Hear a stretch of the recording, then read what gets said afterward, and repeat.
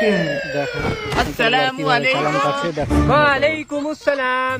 सुभान साहब जी, साइकिल पे हेलमेट कौन पहनते हैं? लेना चालान का मेरे कटा 3,000 3,000 3,000।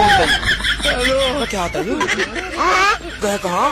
हेलमेट पुलिस ने रे, हेलमेट पुलिस ने, हेलमेट पुलिस चालान ओ भाई क्या हो गया तुझे? हेलमेट उतार के खा ले। अभी खाइते वैसे से खाइबे तो हेलमेट माथे दिया अबे साले हेलमेट उतार के खा ले, यहाँ तेरा कौन चलान करेगा? तो हेलमेट माथे दिया हेलमेट पुलिस 60 टका चालान दे चलान के पैसे। अगर हम करें तो करें क्या, बोले तो बोले क्या। किलो कढ़ाई कर दे।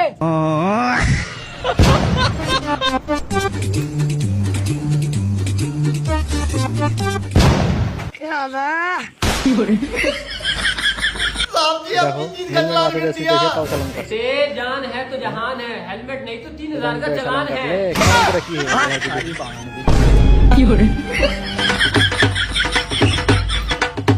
अब हेलमेट माथे देले बात में तो